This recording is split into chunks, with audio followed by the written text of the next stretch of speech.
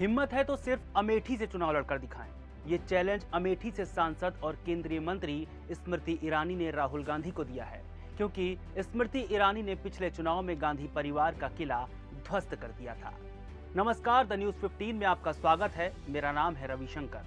अपने बुढ़ापे को संभालने में नाकाम कांग्रेस पार्टी अब फिर से दहाड़ने की कोशिश कर रही है और इस दहाड़ के सूत्रधार बने हैं गांधी परिवार के चश्मोचिराग राहुल गांधी, जो भारत जोड़ो न्याय यात्रा के जरिए देश का दिल फिर से कांग्रेस के साथ लगा देना चाहते हैं। मगर देश की मिट्टी के कतरे से भी इनकी नासमझी कांग्रेस को उभारने की जगह और डुबाती जा रही है। इस न्याय यात्रा से पहले जब राहुल की भारत जोड़ो यात्रा राजस्थान छत्तीसगढ़ से गुजरी थी, तब ये राजस्थान और छत्तीसगढ़ हार गए थे, जहां इनकी सरकारें थी।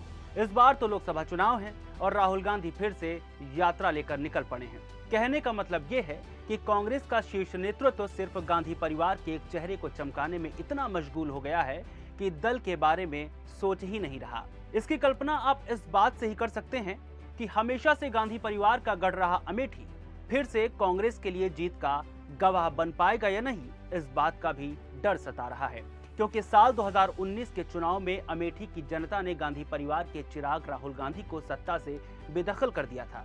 वो तो गनीमत थी कि राहुल गांधी केरल के वायनाड से भी चुनाव लड़े थे, वरना ये लोकसभा में बैठने के काबिल भी नहीं बचते।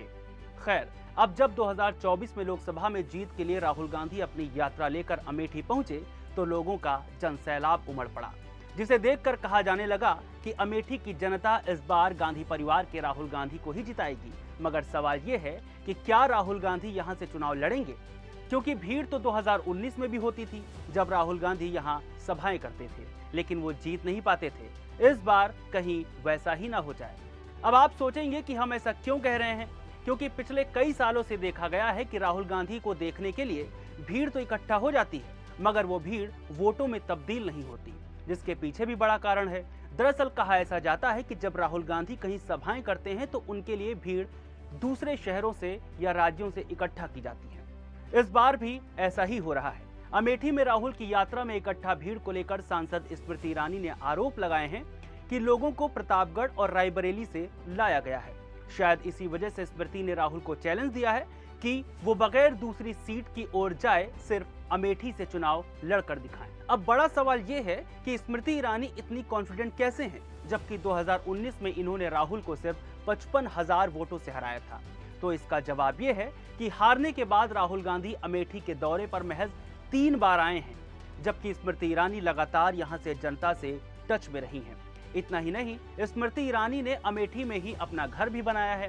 कहने का अर्थ ये है कि भाजपा गांधी के गढ़ को अब इतिहास कर देना चाहती है और भाजपा की छाप छोड़ यहां एक नई इबारत लिखना चाहती है। चलिए अब उन सवालों के जवाब खंगालते हैं जिसमें चर्चा तेज है कि राहुल गांधी स्मृति के चैलेंज को स्वीकार करेंगे या नहीं, और करेंगे तो इसका परिणाम क्या हो सकता है। सबसे पहले तो ये समझिए कि राहुल गांधी ने बहुत होशियारी से अमेठी के लोकल मुद्दों को दरकिनार कर दिया और जाति जनगणना की बात की। वो दलितों और पिछड़ों की बात करते हैं। राहुल कहते हैं कि हमारी यात्रा के दौरान बहुत सारे लोग हमारे पास आए, जिनमें किसान, मजदूर, छोटे व्यापारी भी शामिल थे। उन्होंने हमें बेरोजगारी, मुद्रास्फीति के बारे में बताया और जीएसटी के बारे में शिकायत की। फिर राहुल अमेठी से अपने पुराने रिश्ते की बात भी करते हैं। राहुल कहते हैं, मैं अमेठी आया हूं और आपने प्यार से स्वागत किया है। हमारा रिश्ता बहुत पुराना है, प्यार का रिश्ता है। मैं आप सभी को दिल से धन्यवाद देना चाहता हूं। राहुल को तो जो कहना था वो कह गए, मगर कांग्रेस ने भी राहुल को अमेठी का बेटा बताने में कोई कसर नहीं छोड़ी। यात्रा पहुंचने से पहले अमेठी की सड़कें कांग्रेस के झंडों, न्याय योद्धा जैसे नारों वाली होर्डिंग और राहुल के कटआउट से पट चुकी थी। यहाँ यह कहना गलत नहीं होगा कि अमेठी की हवा में राहुल के लिए उत्साह दिखाई दिया। अमेठी पहुंचने पर यात्रा में राहुल का हौसला बढ़ाने के लिए कांग्रेस अध्यक्ष मल्लिकार्जुन खड़गे भी मौजूद रहे। प्रियंका गांधी के आने की भी तैयारी थी। इससे यही लगता है कि अमेठी को लेकर कांग्रेस के पास कोई ना कोई प्लान जरूर है। राहुल के अमेठी से लड़ने की ज्यादा पुष्टि जयराम रमेश ने कर दी। उन्होंने कहा कि अमेठी से कौन चुनाव लड़ेगा इसका फैसला सीईसी करेगा, पर उन्होंने राहुल के चुनाव न लड़ने की बात से भी इनकार नहीं किया। जयराम ने कहा कि राहुल गांधी 3 बार अमेठी से सांसद रह चुके हैं। उनके पिता राजीव गांधी भी इसी सीट से चुनाव लड़ते थे, इसलिए ये कांग्रेस पार्टी के लिए एक बहुत ही महत्वपूर्ण निर्वाचन क्षेत्र है। इन सब के बीच ध्यान इस बात पर भी देना होगा कि राहुल गांधी अगर अमेठी से लड़ते हैं तो तस्वीर क्या होगी। तो पिछले दिनों सी वोटर्स ने एक वीवीआईपी सीटों की नब्ज टटोली थी, जिसमें निकल कर आया था कि अगर 2024 में राहुल बनाम स्मृति होता है तो स्मृति ईरानी और ज्यादा सीटों से जीत हासिल करेंगी। लेकिन स्मृति ईरानी के सामने अगर प्रियंका गांधी को खड़ा कर दिया जाए तो टक्कर कांटे की हो सकती है, बशर्ते सपा या बसपा अपना कोई कैंडिडेट यहां से ना खड़ा करें। इन समीकरणों के बारे में बात करना तो आसान है, मगर इन्हें जमीन पर उतारना थोड़ा मुश्किल, क्योंकि पिछली बार सपा बसपा गठबंधन था, तब भी इस गठबंधन ने अमेठी या रायबरेली से अपना कोई उम्मीदवार खड़ा नहीं किया था। इसके बावजूद राहुल गांधी अमेठी हार गए थे, जबकि सोनिया गांधी का रायबरेली से जीत का मार्जिन बेहद कम था। फिर इस बार तो सपा कांग्रेस को आंखें गुरेर रही है, तो दूसरी ओर मायावती अकेली चुनाव लड़ रही हैं। यानी ये दोनों अपने अपने उम्मीदवार अमेठी में उतार सकते हैं, और अगर ऐसा होता है तो चाहे कांग्रेस का कोई नेता हो या गांधी परिवार से ही कोई सदस्य, अमेठी में सारे समीकरण बिगड़ जाएंगे। चलिए अब अमेठी के पिछले चुनाव और कुछ गणित पर नजरें दौड़ा लेते हैं। लोकसभा चुनाव 2019 में स्मृति ईरानी को 4,68,000 से ज्यादा वोट मिले थे, जबकि राहुल गांधी के हिस्से में 4,13,000 ही वोट आए थे। स्मृति ईरानी को कुल वोट 49.71% और राहुल गांधी को 43.86% वोट मिला था। 2022 और 2017 के विधानसभा चुनाव में भी कांग्रेस यहां से पूरी तरह से साफ हो गई थी। 2022 में सपा और भाजपा के बीच अमेठी में कड़ा मुकाबला देखने को मिला था। सपा ने गौरीगंज और अमेठी सीट पर जीत दर्ज कर ली थी, जबकि भाजपा को तिलोई और जगदीशपुर में सफलता मिली। ऐसे में इस बार कांग्रेस चाहेगी कि इंडिया गठबंधन का सामंजस्य पूरे प्रदेश में भले न कहीं दिखाई दे, पर कम से कम अमेठी और रायबरेली में कोई दूसरा दल कांग्रेस के वोट न काटे। कांग्रेस की परेशानी यहीं तक सीमित नहीं है, बल्कि जातीय समीकरण भी कांग्रेस के पक्ष में दिखाई नहीं पड़ रहे।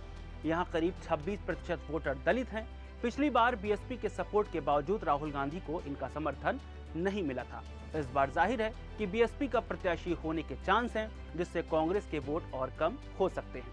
18% ब्राह्मण और 11% राजपूत वोट भाजपा को ही मिलने वाले हैं।